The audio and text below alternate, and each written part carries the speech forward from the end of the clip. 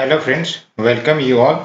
आज हम vision IAS के जनवरी 2021 वाले मंथली करंट अफेयर्स के कंपाइलेशन का पार्ट 3 वीडियोस अपलोड कर रहे हैं और काफ़ी ज़्यादा इम्पोर्टेंट बेसिकली टॉपिक इसमें कवर किए जाएंगे। और आज हमारा फोकस इकोनॉमी सेक्शन का होगा, क्योंकि हमने already 2 videos polity and governance plus international relations के कवर कर चुके हैं। और आज हम बेसिकली इकोनॉमी के सेक्शंस को कवर करेंगे। तो आप देख सकते हैं इकोनॉमी के जो सेक्शन है बेसिकली इसमें कौन कौन से टॉपिक कवर होंगे। तो एक तो रेगुलेशन ऑफ एनबीएफसी, काफी इंपॉर्टेंट बात है। और बेसिकली आप देखोगे कि रेगुलेशन एनबीएफसी को कौन करता है और क्या कंसर्न्स है एनबीएफसी को लेकर। जो हाल ही में आपके एनबीएफसी के जो आपके इश्यूज आए थे कि ये जो एनबीएफसी है बेसिकली यहाँ पर भी एनपीए राइज होने के केसेस देख रहे हैं, कुछ कंसर्न्स है, क्या सोल्यूशन होंगे इनके, तो इस पर चर्चा की जाएगी। अलॉन्ग विद जो हमारा दूसरा टॉपिक होगा वो डिजिटल लैंडिंग के ऊपर होगा कि डिजिटल लैंडिंग क्या होंगे, इसके क्या कंसर्न्स हैं बेसिकली और कैसे उस कंसर्न्स को हैंडल किया जाए, तो इस टॉपिक पर बात होगी। अलॉन्ग विद जो हमारा तीसरा टॉपिक होने वाली है वो स्टार्टअप इकोसिस्टम इन इंडिया। और आप समझ सकते हो जब से ये प्रेजेंट गवर्नमेंट आई है तब से स्टार्टअप पर खूब फोकस किया जा रहा है और मेंस में भी क्वेश्चन जो है स्टार्टअप इकोसिस्टम पर आ चुके हैं और इस पर आपको अच्छे से तैयारी करनी होगी। अलॉन्ग विद प्रीलिम्स के लिए भी ये आपका टॉपिक इंपॉर्टेंट होने वाला है। और जो आपका अगला टॉपिक होगा वो फिक्स्ड टर्म एम्प्लॉयमेंट के ऊपर होगा। और the next will be commercial coal mining, काफी इंपॉर्टेंट प्रीलिम्स प्लस मेंस के लिए है। हमारे एनर्जी जो आपका एनर्जी एंड इंफ्रास्ट्रक्चर सेक्टर जो सिलेबस है उसको ये कवर करता है और कुछ अमेंडमेंट किए गए हैं और इस अमेंडमेंट को आपको अच्छे से ध्यान देने होंगे क्योंकि प्रीलिम्स में क्वेश्चन पूछा जा सकता है। Along with electricity rights of consumers rule 2020, तो क्या रूल्स हैं हम इस पर भी बात करेंगे। Along with प्रधानमंत्री किसान सम्मान निधि योजना, क्या है ये पीएम किसान स्कीम, इसके बारे में भी चर्चा होगी। और पीएम फसल बीमा योजना ये भी। और जब हम बात करते हैं गवर्नमेंट स्कीम की, तो गवर्नमेंट स्कीम बेसिकली प्रीलिम्स और मेंस दोनों के लिए इंपॉर्टेंट हो जाती है। और ये जो हमारा लास्ट आर्टिकल होगा world economic situation and prospect report, तो बेसिकली आप देख सकते हैं 9 टॉपिक है, तो एक पार्ट में तो कवर नहीं होगी, इसे 2 पार्ट में लाया जाएगा और बेसिकली दूसरा पार्ट भी जल्द लाया जाएगा। तो हम चलते हैं अपने टॉपिक की ओर। तो बेसिकली आप देख सकते हो इकोनॉमी का सेक्शन है और यहाँ पे आपका first topic regulation of NBFC के बारे में। यहाँ पर मैं आपको साफ साफ बता दूं कि आपको एक एक बेसिकली वर्ड बाय वर्ड आपको याद रखने नहीं है। जो प्रीलिम्स के लिए इंपॉर्टेंट है मैं आपको डेफिनेटली बताने वाला हूँ और मेंस के लिए कौन से बेसिकली क्वेश्चन किस टाइप के बन सकते हैं इसको भी मैं बताऊंगा, क्योंकि इतने बल्कि मटेरियल को बेसिकली हैंडल करना डेफिनेटली एक चैलेंजिंग इश्यू है और इस चैलेंज को बेसिकली कम करना ये हमारा लक्ष्य होना चाहिए। सो बात करते हैं रेगुलेशन ऑफ एनबीएफसी की। तो ये सबसे पहली बात तो आप एनबीएफसी के बारे में जानो, लेकिन ये न्यूज में क्यों है। तो बेसिकली आरबीआई ने सिग्निफिकेंट शिफ्ट बेसिकली एनबीएफसी के रेगुलेटरी अप्रोच में प्रपोज किया है। तो बात करते हैं क्या प्रपोजल है, बट इससे पहले हम जानेंगे एनबीएफसी के बेसिक के बारे में। तो एनबीएफसी की बात करते हैं तो सबसे पहली बात तो ये है कि it is a company which has been registered under companies act 1956। और क्या काम करती होंगी, तो ये है तो बैंक तो नहीं होंगी क्योंकि ये नॉन बैंकिंग है, तो non banking will never be A bank, but ये जो है बिजनेसेस को लोन्स और एडवांसेस देती हैं या फिर shares, stocks, bonds, debenture, securities जो इश्यू की जाती है गवर्नमेंट के द्वारा या लोकल अथॉरिटी के द्वारा या कोई भी मार्केटेबल सिक्योरिटीज वो आपका किसी प्राइवेट बिजनेसेस का हो सकता है, तो उन सबको ये खरीद या फिर बेचती है और इसके बीच में जो प्रॉफिट अर्न ये करती है वो इनकी प्रॉफिटेबिलिटी होती है। और बेसिकली कुछ कैरेक्टरिस्टिक्स जो आपके प्रीलिम्स और मेंस के लिए याद रखने चाहिए। आप समझ लो कि NBFC basically it does not include any institution जहां प्रिंसिपल बिजनेस एग्रीकल्चरल एक्टिविटी का हो, इंडस्ट्रियल एक्टिविटी का हो या फिर purchase of sale of any goods other than securities. तो समझ सकते हैं ये कंपनी है बट ऐसा नहीं है कि एग्रीकल्चर एक्टिविटीज में इंगेज है या इंडस्ट्रियल एक्टिविटीज में इंगेज है। हाँ, ये sale of securities, purchase of securities में इन्वॉल्व होती हैं, बिल्कुल सही।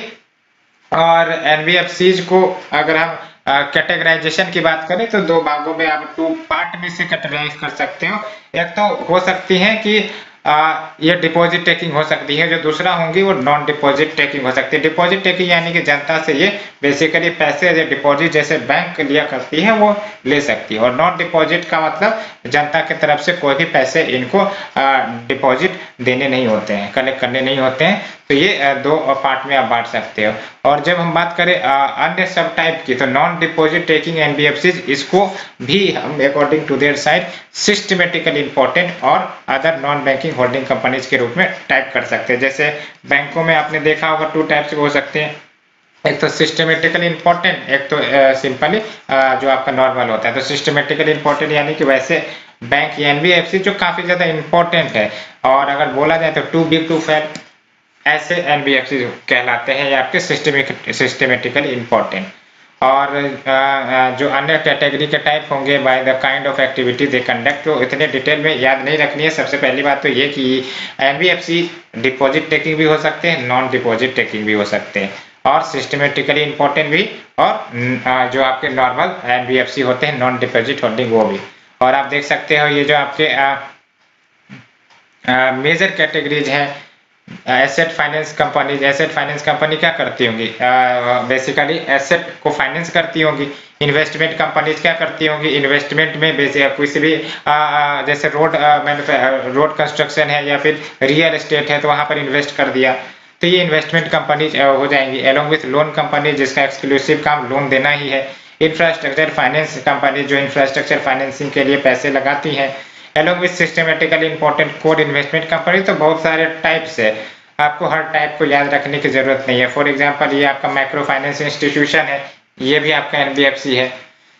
तो ये सब कुछ कैटेगरीज है, और ये जो आपको याद रखना है कि ये जो कंपनीज है इनको एनबीएफसी का लाइसेंस बेसिकली आरबीआई से प्राप्त होता है। लेकिन अगर रेगुलेशन की बात करें तो डिफरेंट एजेंसीज इन्हें रेगुलेट करती है, ये बात आप ध्यान रखें। अगर लाइसेंस लेने की बात हो एनबीएफसी को तो आरबीआई से रिक्वेस्ट करनी पड़ेगी, लेकिन रेगुलेशन जो है वो डिफरेंट एजेंसीज करती है। कोई सिड भी करती है, से भी करती है, और बेसिकली आरबीआई भी करती हैं। तो ये सब कुछ होते हैं, वो हम देखेंगे कि कैसे कैसे रेगुलेट होता है। बात करते हैं एनबीएफसी के सिग्निफिकेंस की, तो सिग्निफिकेंस तो काफी ज्यादा अगर एनबीएफसी की बात करें तो है, बिकॉज आप देख सकते हो जो फाइनेंशियल प्रोडक्ट्स आपके क्रेडिट हो गए, लोन हो गए, तो ये सब एक तो बैंक प्रोवाइड करती है, लेकिन हर जगह बैंक और जितना अमाउंट चाहिए किसी भी प्रोजेक्ट के लिए वो कोई जरूरी तो नहीं कि बैंक फुलफिल कर दे। तो डेफिनेटली अगर ये एनबीएफसीज रहती हैं तो लार्ज प्रोजेक्ट्स में, लार्ज वैल्यू ऑफ प्रोजेक्ट्स में इन्वेस्ट करती हैं, तो इसके कारण जो पेनिट्रेशन है फाइनेंशियल प्रोडक्ट का वो बेसिकली बढ़ता है, खासकर अनबैंक्ड एरियाज में, along with innovative products for both rural and urban customers as well as जो इंफ्रास्ट्रक्चर लेंडिंग की नीड है, क्योंकि infrastructure creation require huge money. बैंकों के पास बेसिकली देना संभव नहीं होता है, क्योंकि वो डिपॉजिट होते हैं जनता के, अगर वापस नहीं लौट के आता है तो फिर चांसेस हैं कि बैंक रन हो जाए, बैंक जो है वो एनपीए हो जाए। दैट्स व्हाई जो इंफ्रास्ट्रक्चर की नीड होती है वो आपका एनबीएफसी कवर करती है, and to other areas where long term financing is needed. और अगर हम स्टेटस ऑफ एनबीएफसी की बात करें तो आप समझ सकते हो अप्रोक्स 9560 एनबीएफसी भारत में है। मैं आपको बार बार बता रहा हूं कि मुझे 1 बाय 1 वर्ड करके इस मैगजीन को नहीं पढ़ना चाहिए, जो रेलेवेंट है उसे ही पढ़ें आप, क्योंकि हर डाटा को रिमेंबर करना और हर डाटा को बेसिकली इस वीडियो में कंप्लीट करना काफी ज्यादा टाइम लग जाएगा। दैट्स व्हाई मैं इसे शॉर्ट बना रहा हूं। और अब बात करते हैं कि why there is a need for change in regulation of NBFC. तो नीड तो बहुत सारी हो सकती है। सो आप देख सकते हो सबसे पहली बात तो एनबीएफसी में जो क्राइसिस या चैलेंजेस हो रही हैं और या फिर मैनेजमेंट विद इन एनबीएफसी, तो वो एक मेजर फैक्टर हो सकते हैं। लेकिन हम ब्रॉडर पर्सपेक्टिव में बात करते हैं कि आप देख सकते हो following can be cited the immediate challenges which have generated the need for regulatory reform. सबसे पहली बात तो थ्रेट ऑफ सिस्टमेटिक रिस्क। तो थ्रेट ऑफ सिस्टमेटिक रिस्क आप समझ सकते हो कि जो हाल के कुछ सालों में हमारे की एनबीएफसीज रहे हैं, चाहे वो आईएल एंड एफएस हो या फिर डीएचएफएल हो, बेसिकली उनके फेल्यूर ने या फिर उनके मिसमैनेजमेंट ने कहीं ना कहीं ये जो कंसर्न तो जरूर ही रेज कर दिए गए हैं कि basically NBFCs with in them internally ये बेसिकली फेल्यूर हो सकते हैं। तो ऐसे में जरूरी है कि इन पर अच्छे तरीके से निगरानी रखें, सो दैट ये जो है एनबीएफसी सेक्टर बेसिकली अपने जो ऑब्जेक्टिव्स है उसको जरूर फुलफिल करे। तो आप समझ सकते हैं ये सब जो इश्यूज आई थी आईएलएंडएफएस या फिर डीएचएफएल के फेल्यूर होने की, तो इसने कहीं ना कहीं थ्रेट ऑफ सिस्टमैटिक रिस्क को रेज कर दिए थे which were posed by the NBFC sector. और डेफिनेटली अगर ऐसी इश्यू आएगी तो फाइनेंशियल सेक्टर हमारा हैम्पर होगा ही होगा। और बेसिकली ये आप आईएलएंडएफएस की जो क्राइसिस है उसका कारण क्या बताया गया था, एसेट लायबिलिटी मिसमैच, यानी कि ना जाने बेसिकली जितनी उसकी कैपेसिटी थी उससे ज्यादा वो लोन दे दिए थे और रिटर्न की बात आई तो वो रिटर्न नहीं हो पा रहे थे, है ना। तो हमें उतने डिटेल में जानने की जरूरत नहीं है, बस याद रखो एसेट लायबिलिटी मिसमैच। और बेसिकली ये जो क्राइसिस हुआ था तो डेफिनेटली क्रेडिबिलिटी जो है ऑल मेजर एनबीएफसीज की वो उस पर कहीं ना कहीं इन्फेक्शन आई थी या फिर इन्फेक्ट हुआ था क्रेडिबिलिटी, क्योंकि अगर आईएलएंडएफएस फेल्यूर हो सकता है जो कितनी बड़ी एनबीएफसीज है तो अन्य एनबीएफसीज का तो कह ही नहीं सकते। और बेसिकली तो यही बात है। और जो अन्य बेसिकली रीजन है आप देख सकते हो, allowing large NBFCs to seamlessly become bank. तो धीरे धीरे आरबीआई प्रयास कर रही है कि एनबीएफसी जो बेसिकली बैंकों से अलग वे में जो काम करता है धीरे धीरे उसको बैंक की तरह तब्दील कर दिया जाए। बैंकों की तरह तब्दील करने का मतलब है कि लेट से कि हो सकता है इन्हें भी इस कैपिटल एडिक्वेसी रेशियो मेंटेन करनी पड़े सिमिलर टू बैंक। तो इस प्रकार से तो आप देख सकते हो आरबीआई के जो इंटरनल वर्किंग ग्रुप है उन्होंने basically licensing norms banking industry के लिए रिवाइज की थी। और बेसिकली एनबीएफसीज भी बेसिकली बैंक बन सकते हैं क्योंकि फाइनेंशियल सेक्टर ही है। तो there is a need to bring constituencies in regulation of banks as well as NBFC, so that ये जो ट्रांजिशन की अगर कोई एनबीएफसी बैंक के रूप में तब्दील होना चाहे तो वो सीमलेसली हो सकते हैं। और ये इसके लिए आरबीआई आप देख सकते हो कि अगर कोई लार्ज एनबीएफसी है उसका capital adequacy ratio similar to bank होता है तो आराम से वो जो है बैंक की तरफ ट्रांजिट कर सकते हैं as compare to those NBFC which have lower CAR. और इमरजेंस ऑफ फिनटेक सेक्टर भी है वन ऑफ द रीजन। तो ये जो फाइनेंशियल टेक्नोलॉजी सेक्टर है, फाइनेंशियल टेक्नोलॉजी का मतलब ये हुआ कि फाइनेंस के सेक्टर में कोई टेक्नोलॉजी लाया जा रहा है, चाहे आपका यूपीआई हो चाहे आपका इंटरनेट बैंकिंग हो, क्या है ये सब फिनटेक ही तो है।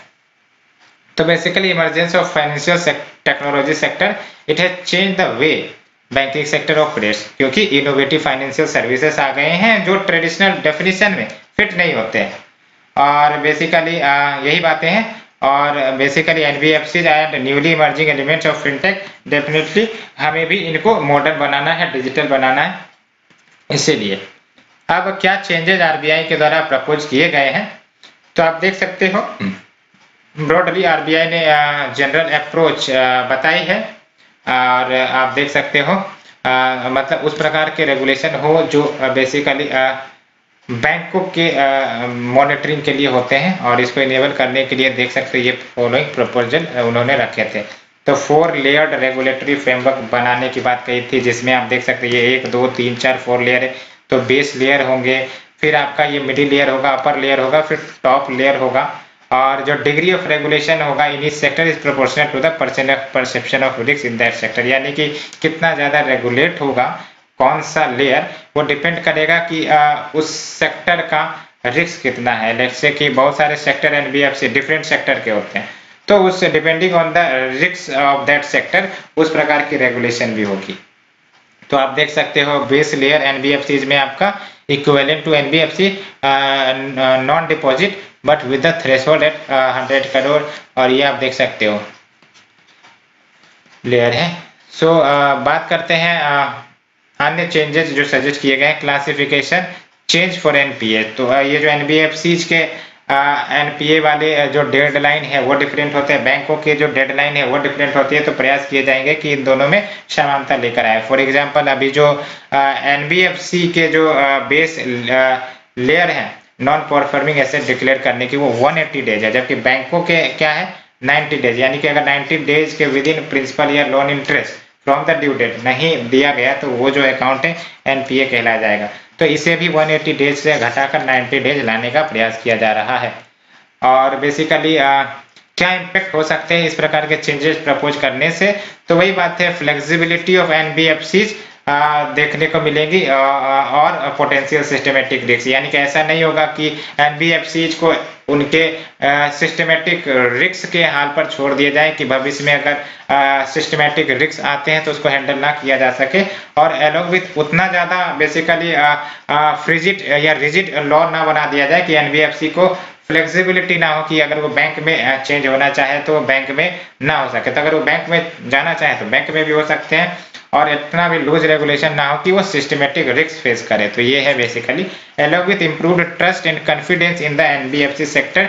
तो अगर बेसिकली पोटेंशियल सिस्टमेटिक रिस्क कम होते हैं तो डेफिनेटली जो ट्रस्ट और कॉन्फिडेंस है एनबीएफसी सेक्टर में वो बढ़ेंगे, साथ ही साथ वेरियस इन्वेस्टर्स जो होंगे इन्वेस्ट करना चाहेंगे इस सेक्टर में, और इसका बेनिफिट डेफिनेटली आपको इंफ्रास्ट्रक्चर कंस्ट्रक्शन या क्रिएशन पर देखने को मिलेगा। इकोनॉमिक ग्रोथ, इकोनॉमिक एक्टिविटीज बढ़ेंगी डेफिनेटली जब ये एनबीएफसी फुल हेल्दी रहेंगी। तो आप देख सकते हो NBFC market potentially driving up the share prices, attracting more depositors and translation to better credit rating और increase transparency in the sector. तो ट्रांसपेरेंसी भी आएगी, more regulation, better regulation means transparency. तो जो primary issue NBFC sector face करता है वो transparency ही है, जिसके कारण फाइनेंशियल रिस्क हमें देखने को मिलते हैं। इसीलिए more transparency in the NBFC by regulatory route would enable seamless flow of information, thus improving the transparency and risk assessment for the whole financial sector। तो बात करते हैं कंक्लूजन की। तो कंक्लूजन बेसिकली आप खुद बना सकते हो, चैलेंजेस जो है एनबीएफसी के वो खुद चैलेंजेस को आप कंक्लूजन के रूप में देख सकते हो, या फिर कुछ रिसेंट इंसिडेंट हुए जिसके कारण एनबीएफसी दुर्घटनाग्रस्त हो गया तो उसे भी आप कंक्लूजन में लिख सकते हो। That's why we need more and better regulation. तो आप समझ सकते हो given the banking sector's own woes over the past 2 years, चाहे वो पीएमसी हो, यस बैंक हो, लक्ष्मी बैंक हो, तो होलिस्टिक रिबूट जो है oversight mechanism for NBFC as well as banks की जरूरी है to retain confidence and maintain financial stability. Regulation of NBFC which can lend for activities banks often do not support, be it micro loan और infrastructure projects, if adequately formulised has the potential to ensure the fledging economic recovery. जो अभी tension में चल रही है, is not hampered by the funding constant, यानी कि ऐसा हो कि फंडिंग कॉन्स्टेंट भी ना हो, साथ ही साथ जो रेगुलेशन हो वो भी लूज ना हो, और ये कंक्लूजन आप खुद बनाइए, बेसिकली वो बेटर रहेगा। So friends let's move to our next article. It is about digital lending. काफी इजी कॉन्सेप्ट है और काफी ज्यादा बर्निंग टॉपिक है डिजिटल लेंडिंग, और भारत में ये जो डिजिटल लेंडिंग की परंपरा है वो बढ़ती जा रही है। हम देखेंगे कि क्या कंसर्न्स है, क्या सुधार किए जाने चाहिए इस पर। तो बेसिकली आपने ट्रेडिशनल लेंडिंग की तो बात सुनी ही होगी, जहां पर आप अपने मासूम कदम बैंकों में रखते हो, उसके बाद आप एप्लीकेशन प्रदान करते हो बैंक को कि भाई साहब हमें सर्टेन अमाउंट का लोन चाहिए। उसके बाद जो तामझाम बैंक करते हैं, आपको 50 बार घुमाते हैं, उसके बाद आपको बेसिकली कुछ सर्टेन डॉक्यूमेंट साइन करना पड़ता है, तो तब जाके आपको लोन क्लियर होती है, लेंडिंग क्लियर होती है। लेकिन अगर कितना बढ़िया हो, अगर आप बैठे बैठे आपके पास मोबाइल है, लैपटॉप है, डिजिटल डिवाइसेस है, और आप सारे जो लेंडिंग है वो आप ऑनलाइन प्राप्त कर सकते हो बाय डिजिटल वेरिफिकेशन। आपको अपने चप्पल घिसाटने नहीं पड़ेंगे, आपको बैंकों की जो बार बार जो आपको परेशान करते हैं वो झेलने नहीं पड़ेंगे। तो डिजिटल लेंडिंग कुछ इसी प्रकार का कंसेप्ट है। तो डिजिटल लेंडिंग कहता है कि भाई साहब आप बैंक ना जाएं, बैंक ही आपके पास आ रहा है, आप चिंता क्यों करते हो। तो डिजिटल लेंडिंग के तहत आपके पास एक पार्टिकुलर एप्लीकेशन होगा, उसमें आप रिक्वेस्ट फाइल करोगे, अपने डॉक्यूमेंट अपलोड करोगे और बेसिकली आपको लोन मिल जाएंगी। तो ये आपका कंसेप्ट डिजिटल लेंडिंग है अगर सामान्य भाषा में बोले तो। और ये आज के समय में खासकर भारत के सेक्टर में भले ही न्यू हो, लेकिन डिफरेंट नेशन जो वेस्टर्न कंट्रीज है यहाँ पर ये कंसेप्ट है।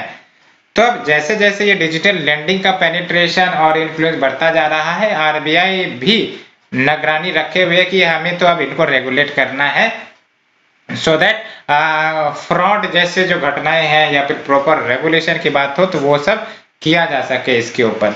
तो ये आपका सिंपल सा न्यूज है। तो बेसिकली जो popularity of online lending platforms या मोबाइल लेंडिंग एप्स है वो तो बढ़ी ही है, बढ़ने के साथ सीरियस कंसर्न्स भी आए हैं। तो उस कंसर्न्स को बेसिकली आरबीआई को रेज करना है। तो हमें क्या जानने की जरूरत है, तो it will identify the risk. तो आरबीआई क्या करेगा, तो बेसिकली जो risk posed by the unregulated digital lending to financial stability या फिर रेगुलेटेड एंटिटीज एंड कंज्यूमर्स, तो उसे वो एनालाइज किया जाएगा, उस रिस्क को आइडेंटिफाई किया जाएगा, और एक बार रिस्क आइडेंटिफाई हुए तो रिकमेंड करेंगे रेगुलेटरी और statutory measures and robust fair practices code for the digital lending player. So ये सब कुछ बातें हैं। तो ये आप देख सकते हो working process of digital lending क्या है। तो कस्टमर फाइंड्स आउट अबाउट कि लोन मिल रहे हैं भैया, आपको बस सर्टेन एक्शन करनी है और within minutes customer download the app and apply with minimal documentation, the loan is approved within minutes and disbursed into the customer's mobile wallet, और फिर लोन रिपे किए जाते हैं with the click of the bottom and followed up with the customised offer. And help is also available 24/7 through chat call centres की अगर loan लेनी है तो कैसे लेनी है, कितने की मिलेंगी, कैसे क्या होगा, ये सब बेसिकली 24/7 कस्टमर सर्विस उपलब्ध भी कराई जाती है। तो ये प्रक्रिया है। वेरियस डिजिटल लेंडिंग मॉडल्स है, तो आपको इतने रिसर्च करने की जरूरत नहीं है। There is online lender, there is P2P lender, there is e-commerce and social platform, there is market platform, there is supply chain lender, mobile money lender. तो इतने ज्यादा डिटेल में आपको जानने की जरूरत नहीं है। हमें साइंस एग्जाम नहीं देना है, हमें बेसिकली यूपीएससी एग्जाम देना है, तो इस बात का भी ध्यान रखिए क्या पढ़ना है क्या नहीं पढ़ना है। तो अब बात करते हैं डिजिटल लेंडिंग की। तो डिजिटल लेंडिंग आप देख सकते हो process of offering loans that are applied disbursed and manage through digital channel. यहाँ पर मैं आपको साफ साफ बता दूं कि मैंने ये जो आपके ये सब स्टेटमेंट्स आपको छोड़ रहे हैं, इट इज और बिकॉज ये आपको बेसिकली इंपॉर्टेंट नहीं है। अगर आप वर्ड बाय वर्ड पढ़ना शुरू करोगे तो काफी ज्यादा टाइम लगेगा, इसलिए जो इंपॉर्टेंट पॉइंट्स है उसी पर डिस्कस किया जाए सो दैट आपका भी टाइम बचे और जो इंपॉर्टेंट पॉइंट्स है वो जरूर कवर हो जाए। तो डिजिटल लेंडिंग की मैंने बात कर ली, और डिजिटल लेंडिंग इकोसिस्टम डेफिनेटली ये कॉम्प्लेक्स और इवॉल्विंग है क्योंकि सारी एक्टिविटीज डिजिटली होंगे और around the world digital lending models basically distinct market structures के कैरेक्टरिस्टिक्स होते हैं, रेगुलेटरी एनवायरनमेंट डिफरेंट होता है, कस्टमर नीड्स डिफरेंट होते हैं। इन सब कॉम्प्लेक्सिटी के कारण हमें रेगुलेशन में भी कहीं ना कहीं टाइटनेस लानी पड़ेगी जो इन कॉम्प्लेक्सिटीज को हैंडल करती हो। और इंडिया में गवर्नमेंट ने already stake of public digital identity या फिर डिजिटल पेमेंट डॉक्यूमेंटेशन इंफ्रास्ट्रक्चर ये सब क्रिएट कर रखी है। आपको भी पता होगा कि ये जो आपका डिजी लॉकर है या फिर यूपीआई सर्विसेज है, ये सब क्या है, गवर्नमेंट की तरफ से प्रदान की जा रही सर्विसेज है जो कहीं ना कहीं डिजिटल लेंडिंग के काम को तो आसान करती ही करती है। अलॉन्ग विद जो आपका आधार इनेबल्ड पेमेंट सिस्टम है एंड हाई स्मार्टफोन पेनिट्रेशन, ये भी कारण है ना, and a focus on digital India program, ये कम्प्लीमेंट करता है इंडिया के इनेबलिंग रेगुलेशन को कि क्यों हमें डिजिटल लेंडिंग रेगुलेट करने की जरूरत है। अब बात करते हैं, ये देख लो आपका मीन्स के लिए इंपॉर्टेंट है कि how digital lending will impact financial service ecosystem in India. तो basically efficiency and reach, efficiency and reach तो मतलब वही हुआ कि जहां बैंक नहीं पहुंच सकती, ऑफलाइन बैंक नहीं पहुंच सकती, या जहां जनता ऑफलाइन बैंक नहीं जा सकती, यहाँ पर आराम से ये डिजिटल लेंडिंग पहुंच सकती है क्योंकि digital lending faster, fair, efficient and inclusive manner का होता है। ये ऑल राउंड इंडिया जिनके पास स्मार्टफोन होगा वो इस फैसिलिटी को एंजॉय कर सकते हैं। और इनोवेशन एंड कॉम्पिटिटिवनेस भी हमें देखने को मिलेगी क्योंकि ये जो सर्विसेज प्रदान करेंगे डिजिटल लेंडिंग वाली, किसी कोई एक कंपनी तो होगी नहीं कि सिर्फ मोनोपोली की जा सके, उनको बेसिकली प्रॉफिट अर्न करना है, उनको बेसिकली उसके लिए जरूरी है कि वो इनोवेशन करते रहें और कॉम्पिटिटिव माहौल बना रहे। तो इससे कॉस्ट एफिशिएंसी गेन्स जो होंगे वो it will drive product innovation और it will diversify and specialise business model to target wider market. और इतना ही नहीं, it will also increase participation of non traditional player. Traditional player ये जो आपके बेसिकली ऑफलाइन बैंक्स होते हैं वो हो गए, नॉन ट्रेडिशनल प्लेयर्स यानी कि जो बेसिकली एक्सक्लूसिवली जो है वो डिजिटली ऑपरेट कर रहे हैं, तो वो आपके नॉन ट्रेडिशनल प्लेयर हो जाते हैं। along with credit risk management, तो बेसिकली ये जो क्रेडिट मॉडल्स में जो बढ़ोतरी देखने को मिलेंगी, आपको भी पता है ये सारे जो डाटा होंगे वो स्टोर किए जाएंगे डिजिटली, तो डेफिनेटली जो क्रेडिट रिस्क मैनेजमेंट करने की जो क्षमता है वो बढ़ जाएंगी। along with economic ecosystem of growth and partnership, तो क्या है ये, इसका मतलब क्या हुआ economic ecosystem of growth and partnership. तो बेसिकली जो रेगुलेटर्स होंगे वो डेफिनेटली फिनटेक इकोसिस्टम जो आपके इस सेक्टर में है उनको बेसिकली बढ़ावा दिया जाएगा, उनके ग्रोथ को बढ़ावा दिया जाएगा targeting and positioning online models and consumers to increase financial inclusion and mobile penetration. तो ये सब जो ecosystem of growth and partnership जो आपके रेगुलेटर्स प्रदान करेंगे इनको, तो फाइनेंशियल इंक्लूजन और ये बढ़ेंगी, इसके कारण मोबाइल पेनिट्रेशन भी बढ़ सकती हैं। तो आप समझ सकते हैं इनडायरेक्ट बेनिफिट भी होगा। और बात करते हैं आपके कि हाउ डिजिटल या fintech lending help in assessing under served market. तो डेफिनेटली ये तो आपका इंटरनेट या फिर मोबाइल फोन हर जगह पहुंच जाते हैं, तो डेफिनेटली अंडर सर्व्ड मार्केट को ये कवर करेंगे। आप देख सकते हो कंपैरिजन किया गया है कि limitation of access to under served market. तो बेसिकली ट्रेडिशनल बैंकिंग में क्या होता है, you require physical verification and high cost transportation cost, ये सब है। फिर अंडर राइटिंग प्रोसेस के लिए आपको क्रेडिट हिस्ट्री चाहिए कि आपकी क्रेडिट हिस्ट्री क्या है, प्रूफ चाहिए आपके स्टडी इनकम का, या फिर एसेट बेस्ड कोलेटरल चाहिए। और फिर आप समझ सकते हो कि जो कोऑपरेटिव्स है वो रिलेटिवली स्मॉल इन साइज होते हैं and lack of competitiveness to attract money suppliers in the market along with irrational credit and limited funding opportunity। की बहुत सारे बैंक तो बोलते हैं कि भाई साहब हम सर्टेन लिमिट से आपको ज्यादा लोन नहीं दे सकते, तो अगर ये फिनटेक कंपनियां जाती हैं तो डेफिनेटली ये हो सकता है इस लिमिट को कम कर दें, इस लिमिट को बेसिकली हटा ही दिया जाए, क्योंकि बेसिकली ये इनके पास बेसिकली जो पैसे होते हैं काफी अच्छे होते हैं, काफी भारी मात्रा में होते हैं। तो इस प्रकार की जो क्रेडिट लिमिट है वो भी बेसिकली भविष्य में कम हो सकती है। और आप देख सकते हैं how fintech lending overcomes the limitation. तो basically it utilises digital footprint as a substitution for physical document and usages of third party data, चाहे वो ई कॉमर्स का ही डाटा क्यों ना हो, in order to define eligibility. Let's say कि आप जो है अमेजन पर भर भर के शॉपिंग करते हैं, पर ईयर आप 1 लाख 2 लाख का शॉपिंग करते हैं, तो इसका मतलब ये जो डिजिटल लेंडर को लगेगा कि भाई साहब इसके पास तो अच्छे पैसे होते हैं और ये जो है इनको पैसे देना ठीक बात होगा।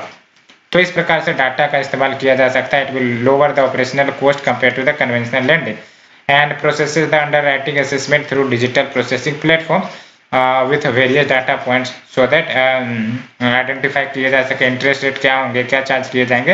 हो सकता है विदाउट प्रायर कोलेटरल की भी रिक्वायरमेंट ना हो, along with simple and convenient platform for attracting investment because most of the process यहाँ पर आपका डिजिटल प्लेटफॉर्म के माध्यम से ही हो जाता है। तो अलग से बिल्डिंग खोलने की जरूरत नहीं, अदर से बैंक ब्रांच खोलने की जरूरत नहीं, अदर से 5 ताम झाम करने की जरूरत नहीं है। तो डेफिनेटली इस सेक्टर में इन्वेस्टमेंट आ सकता है, large number of potential lenders इसमें जुड़ सकते हैं। और कस्टमाइज्ड क्रेडिट असेसमेंट मॉडल्स विच एम्प्लॉय बिहेवियरल डाटा, यानी कि the behaviour of the individuals, जो वो डिफरेंट एक्टिविटी जब वो करते हैं, to identify the typical attributes for charging interest rates and supported by the large amount of funding from the retail institutional lenders। तब बात करते हैं कि क्या चैलेंजेस है। तो चैलेंजेस तो होंगे ही होंगे, चूंकि ये डिजिटल लेंडिंग इकोसिस्टम है, तो साइबर थ्रेट या फिर बेसिकली अनऑथराइज्ड डिजिटल लेंडर्स बहुत सारे भर भर के आ सकते हैं। तो वो तो होंगे। तो हम एक बार एक स्टडी करते हैं। तो सबसे पहली बात तो अनऑथराइज्ड डिजिटल लेंडर। अनऑथराइज्ड यानी कि बेसिकली ये भी तो हो सकता है कि ये जो हमारे इंडिविजुअल्स या स्मॉल बिजनेसेस है जो लोन लेने के चक्कर में बेसिकली वो अनऑथराइज्ड डिजिटल लेंडिंग प्लेटफॉर्म के पास पहुंच जाए, या अनऑथराइज्ड मोबाइल ऐप डाउनलोड कर ले जिसमें वो डाटा सब फीड करे और उसके बाद वो डाटा बेसिकली स्टोर हो जाए विच इज इलीगल, और उस डाटा का बाद में बेसिकली गलत इस्तेमाल हो सकता है। तो ये अनऑथराइज्ड डिजिटल लेंडर्स की चैलेंज तो है ही। Along with over indebtedness in NPA, यानी कि हो सकता है कि बहुत सारे असेसमेंट कर लिए, क्रेडिट मैनेजमेंट असेसमेंट कर लिया, क्रेडिट हिस्ट्री देख लिया, फिर भी बेसिकली लोन अगर ले भी लिए और अगर लोन नहीं चुकाए जाए, क्योंकि लोन ना चुकाना इसमें भी तो हो सकता है, और अगर लोन नहीं चुकाए जाएंगे तो अल्टीमेटली ओवर डेप्टनेस और एनपीए तो बढ़ेंगे ही बढ़ेंगी ना, because there is a limited customer understanding and it could lead to over indebtedness of consumers and NPA of lender. तो डेफिनेटली और basically the next challenge is how high interest rate and aggressive collection. तो basically जो unauthorised digital lending platforms होते हैं वो definitely चूंकि आपको ये सब सुविधा प्रदान करते हैं, तो चांसेस है कि रेट ऑफ इंटरेस्ट भी वो हाई ले और हाई हैंडेड रिकवरी मेथड्स का भी वो इस्तेमाल करते हैं। डाटा प्राइवेसी का कंसर्न है, क्योंकि अगर बेसिकली जो लेंडिंग दी गई और जो डाटा आपके लिए गए, हो सकता है उसका वो गलत इस्तेमाल करे, हो सकता है वो थर्ड पार्टी को सेल कर दे। बहुत सारे कार्य किए जा सकते हैं।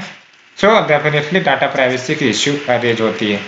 और बात करते हैं कि अगर चैलेंजेस को टेकल करने की बात है तो कैसे किए जाएंगे। तो प्रपोजल है कि नेशनल लैंडिंग कॉर्पोरेशन सेटअप किया जाए which will be umbrella body focusing on the regulation over lending on the lines, जैसे एनपीसीआई है, need to be formed under the oversight of RBI. तो एक बॉडी, रेगुलेटरी बॉडी जो digital lending को regulate करे, इसे क्रिएट करने की बात की जा रही है। Along with use of technology including artificial intelligence, machine learning, blockchain lending space के सेक्टर में, सो दैट जो कैपेसिटी है कंज्यूमर्स की पे करने की, उसे अच्छे तरीके से इवोल्यूट किया जा सके, साथ so that over definition NPH का इश्यू बेसिकली ना हो, कम हो।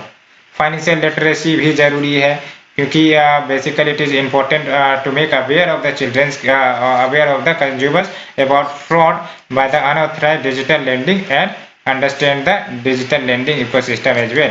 डाटा प्रोटेक्शन की भी बात है, क्योंकि क्लियर गाइडलाइंस होने चाहिए कि जो भी डाटा कलेक्ट किए जा रहे हैं इन कंपनी के द्वारा, it should ensure data security, privacy and confidentiality of the consumer। और बेसिकली कोड ऑफ कंडक्ट की बात आ जाती है कि ये जो डिजिटल लेंडर्स होंगे उनको basically proactively develop and commit करना होगा उनके अपने कोड ऑफ कंडक्ट को, दैट आउटलाइंस की principle of integrity, transparency, consumer protection with clear standards and disclosure and grievances redressal mechanism as well. तो ये देख सकते हैं आप कितने फास्टली इश्यू को कवर किया गया है। आपको भी कुछ इसी टाइप से पढ़ने की जरूरत है, क्योंकि वर्ड बाय वर्ड पढ़ना काफी ज्यादा चैलेंजिंग होगा, काफी ज्यादा बोरिंग भी होता है, काफी ज्यादा बेसिकली टाइम कंज्यूमिंग होता है, which is also not required. So basically let's move to the next article. It is about startup ecosystem in India. तो काफी इंपॉर्टेंट आर्टिकल होने वाले हैं, और बेसिकली हमें जानना होगा कुछ इनके कमियों के बारे में भी, क्यों स्टार्टअप जो है, बेसिकली स्टार्टअप है क्या, सबसे पहले बारे तो ये जानना होगा। उसके बाद क्या चैलेंजेस है स्टार्टअप इकोसिस्टम वेल डेवलप ना होने के, ये भी देखेंगे। क्या सोल्यूशन है, ये भी देखा जाएगा। और गवर्नमेंट के द्वारा क्या क्या कदम उठाए जाते हैं बेसिकली इनको अपब्रिंग करने के लिए, तो ये भी हम देखेंगे। So let's move.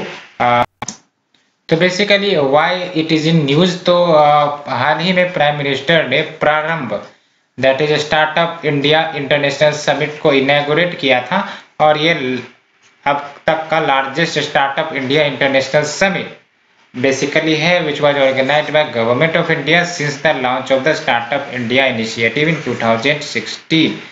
तो बेसिकली ये जो प्रारंभ स्टार्टअप इंडिया इंटरनेशनल समिट है, ये बेसिकली क्या करेगा ये summit. It will bring together जो टॉप पॉलिसी मेकर्स है, industry, academic experts, investors, startup and all stakeholders from across the globe in order to attain objectives such as deliberating on good practices from best of the ecosystem across the world। तो ये इस पर विचार होंगे।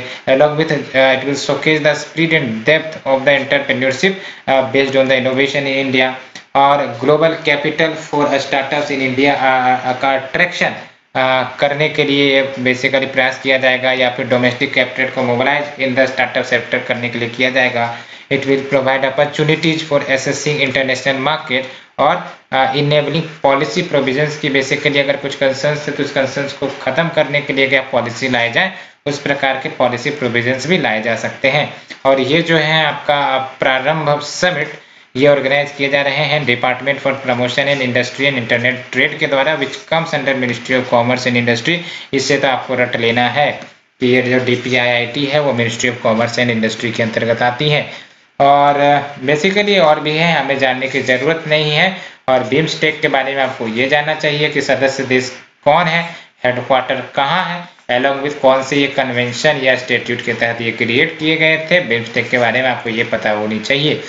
और अगर हम बात करें स्टार्टअप की, तो स्टार्टअप का बेसिक डेफिनेशन अगर देखा जाए तो department of industrial policy and promotion which comes under ministry of commerce and industry, उन्होंने डिफाइन किया है स्टार्टअप को एज एन एंटिटी जो इनकॉर्पोरेट हो सकते हैं प्राइवेट लिमिटेड कंपनी के रूप में, या फिर registered as a partnership firm के रूप में, या फिर रजिस्टर हो सकते हैं लिमिटेड लायबिलिटी पार्टनरशिप के रूप में under the limited liability partnership act. सारे का अपना सेपरेट इलेक्ट है। जैसे for example public limited company है तो कंपनी एक्ट के तहत रजिस्टर होते हैं, या पार्टनरशिप फर्म है तो उसको गवर्न करती है पार्टनरशिप एक्ट, या फिर लिमिटेड लायबिलिटी पार्टनरशिप है तो उसको गवर्न करती है limited liability partnership act. Further जो डिपार्टमेंट है stated an entity will be considered a startup. ये जो टेक्निकल डेफिनेशन है इसके बारे में आपको जानना पड़ेगा क्योंकि प्रीलिम्स के लिए पूछे जा सकते हैं। एसओ मीन्स के लिए तो इम्पोर्टेंट है नहीं, तो देख सकते हो टेक्निकली बेसिकली अगर डिपार्टमेंट का डेफिनेशन देखा जाए स्टार्टअप के लिए तो up to a period of 10 years from the date of incorporation. Let's say कि आज एक कंपनी इनकॉर्पोरेट हुई है तो up to 10 years it will be referred as a startup. But कुछ कंडीशंस है कि जो एनुअल टर्नओवर होने चाहिए not exceeding 100 crore in any preceding financial year. Along with it work towards innovation, development or improvement of products or process or services, or if it is a scalable business model with a high potential of employment generation or wealth creation। या तो ये दोनों रखने हैं आपको 1 और 2। अब बात करते हैं करंट स्टेटस क्या है स्टार्टअप इकोसिस्टम का भारत में। तो आप समझ सकते हो Bharat presently 3rd largest startup ecosystem है पूरे विश्व का, और अप्रोक्स 38 यूनिकॉर्न बेसिकली स्टार्टअप्स हैं आपके with a collective valuation of 130 billion dollar. Unicorn का मतलब ऐसी कंपनियां जिनका वैल्यूएशन जो है more than I think 100 billion dollar होता है। तो आप समझ सकते हो ये यूनिकॉर्न, इसका मतलब काफी अच्छी स्थिति में कुछ स्टार्टअप्स हमारे हुए हैं। और growth of startup basically on average 15% per year करता है, और basically this growth is spread across all sector not only particular sector। और समझ सकते हो economic growth has been experience in technology centric startup. तो कहाँ आपको ये जो आपका स्टार्टअप का जो ग्रोथ हुआ है कौन कौन से सेक्टर में, आप हेल्थ सेक्टर ले लो, एजुकेशन सेक्टर ले लो, एग्रीकल्चर सेक्टर ले लो, जहाँ पर आपको लेटेस्ट टेक्नोलॉजी चाहे वो IoTs हो या फिर ब्लॉकचेन हो या आर्टिफिशियल इंटेलिजेंस है, ये सभी इम्प्लीमेंट देखने को मिल रहे हैं।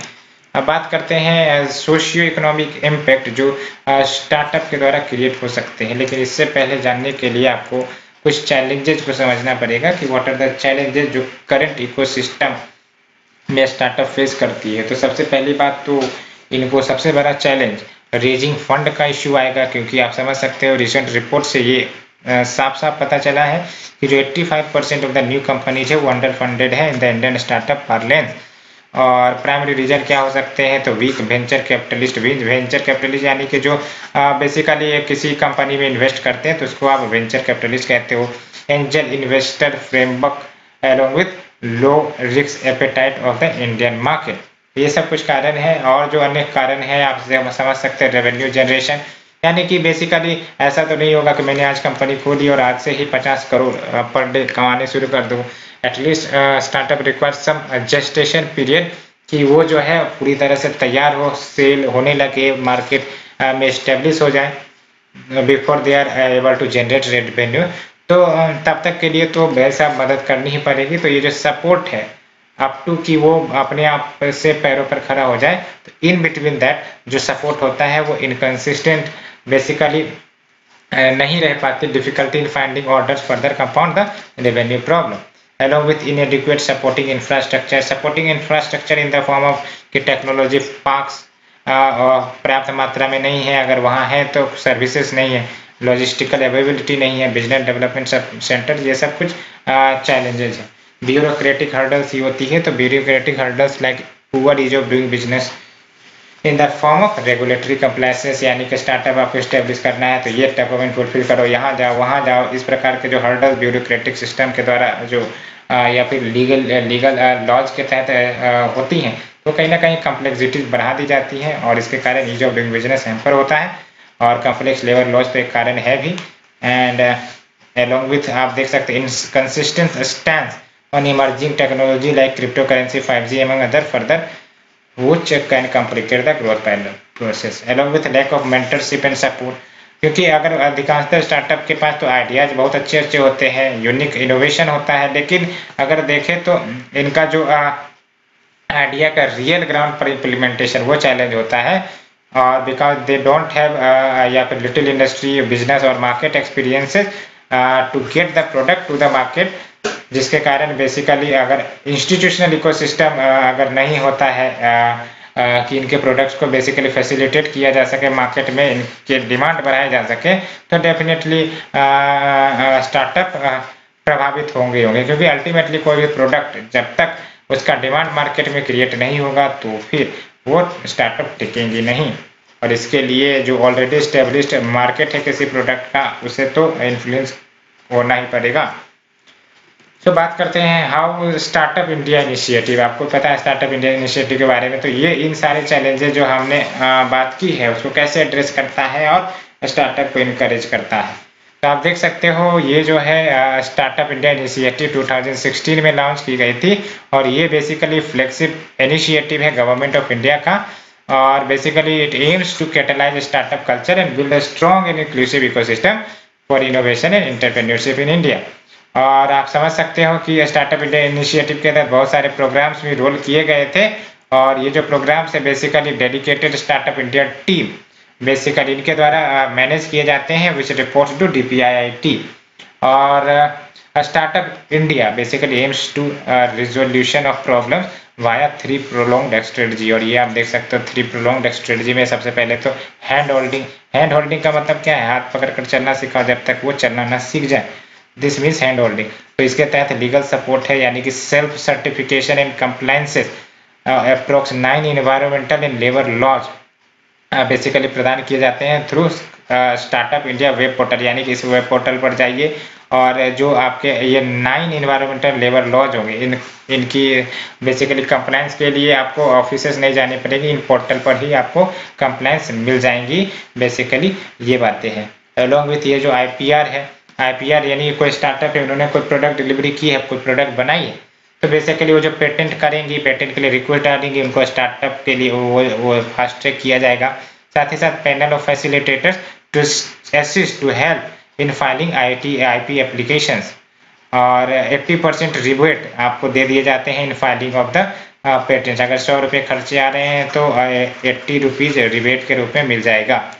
और ये जो आपका है फंडिंग इंसेंटिव्स आप समझ सकते हो, तो फंड्स ऑफ फंड है, तो ये जो सिडबी फंड ऑफ फंड है for investment into startup set up by the government with an initial corpus. और आप समझ सकते हैं ये जो सिडबी फंड ऑफ फंड्स, और ये जो SIDBI fund of fund create किए गए थे for investment into startup government of India के द्वारा, और इनिशियल कॉर्पस इसमें रखा गया था 2500 करोड़ का, एंड टोटल कॉर्पस आप समझ सकते हो इसको 10,000 बढ़ाकर की जाएंगे ओवर द 4 ईयर्स। तो फंडिंग भी प्रदान की जाएंगी वेरियस स्टार्टअप्स को। Along with we have credit guarantee यानी कि बेसिकली अगर कोई स्टार्टअप बैंकों से लोन लेना चाहती है या फिर कोई NBFC से लोन लेना चाहती है, तो उसको लोन लेने में परेशानी ना हो, उसको ये ना हो कि कोलेटरल नहीं है या उतना रिक्वायर्ड कोलेटरल नहीं है तो उनको लोन ना मिले। तो बेसिकली इसी के लिए लाया जाता है क्रेडिट गारंटी मैकेनिज्म सिस्टम, जिसके तहत जो national credit guarantee trust company है वो बेसिकली उसको बजटरी कॉर्पस दिए गए हैं 50 करोड़ का per year for the next 4 year, so that ये जो national credit guarantee trust company है, अगर बैंक जो है लोन देती है बेसिकली इन स्टार्टअप को, तो अगर वो फेल हो जाती है स्टार्टअप या फिर पैसे नहीं दे पाती है, तो ये जो ट्रस्ट है वो बैंकों को पैसे चुका देंगी। और टैक्स एग्जेम्पशन की बात की गई है, IT एग्जेम्पशन फॉर 3 ईयर्स के देख सकते हो है ना, तो इनकम टैक्स एग्जेम्पशन प्रदान किए जाते हैं 3 ईयर्स तक के लिए, कैपिटल गेन्स टैक्स नहीं लगाए जाएंगे, समझ सकते हो। तो सबसे पहली बात तो income tax exemption for 3 years, और दूसरा कैपिटल गेन टैक्स एग्जेम्पशन भी दिए जाते हैं to people investing in such gains in the government recognised fund of funds. ये सब कुछ बातें हैं। Along with competition yes grants, तो आप देख सकते हो निधि इंचार्ज मतलब RS 10 lakh to 20 student from innovation and entrepreneurship development sector, इतने छोटे में लिखे हैं कि दिख भी नहीं रहे। तो बेसिकली यही है। और आप यहाँ देख सकते हो इवेंट्स में organising startup fest for showcasing innovation and providing a platform for collaboration and startup talk से शोज ये सब ऑर्गेनाइज किए जाते हैं, सो दैट बेसिकली इन्वेस्टर सब अट्रैक्ट हो सके और बेसिकली इनके जो आइडियाज है वो दूर दूर तक फैल सके, सो दैट और भी कंपनीज या फिर इंडिविजुअल इनके प्रोडक्ट में इन्वेस्ट कर सके। Along with their is also यहाँ आप देख सकते हैं एग्जिट प्रोसेस को भी आसान किया गया है। तो as per the insolvency and bankruptcy bill 2015 startup with simple डेप्ट स्ट्रक्चर वो वॉन्ड अप यानी कि अपने ऑपरेशन बंद कर सकते हैं with in A period of 90 days.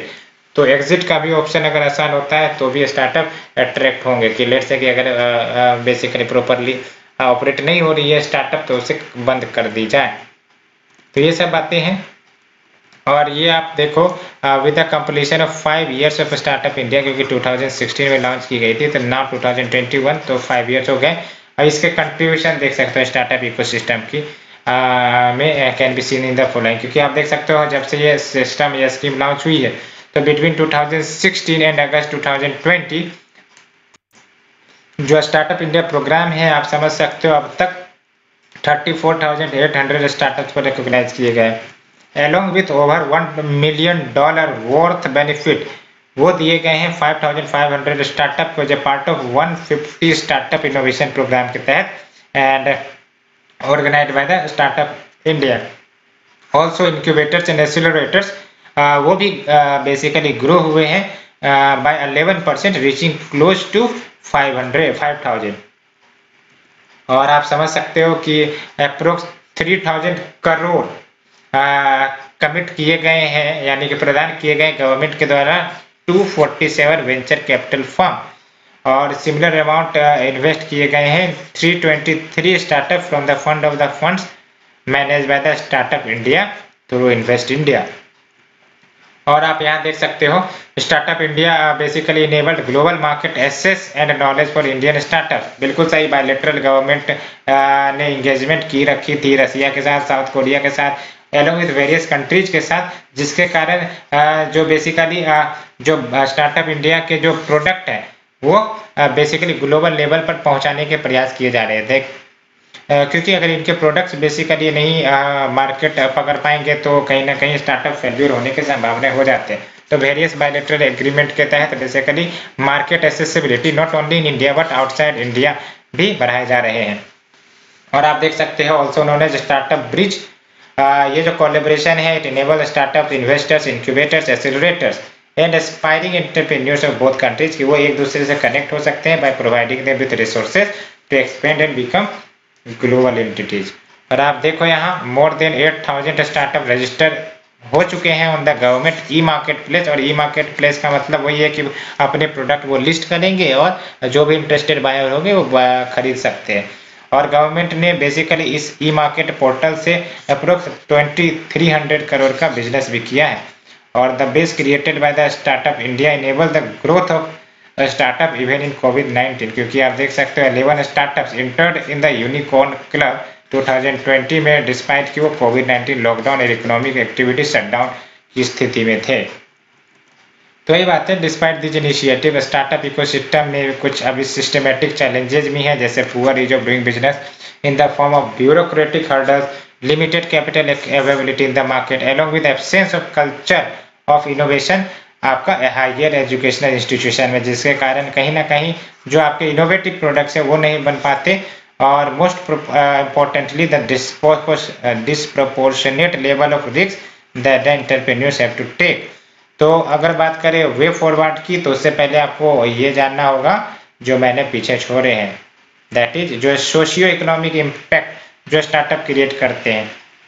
तो basically startup has showcased positive disruptive impact in the economic sector, क्योंकि इससे employment generation, adoption of technology along with जो प्रिवेलेंट इकोनॉमिक गैप्स है उसको भी फिलअप करने में ये स्टार्टअप मदद करते हैं। Along with startup are also changing the demographic characteristic of today's business. कैसे?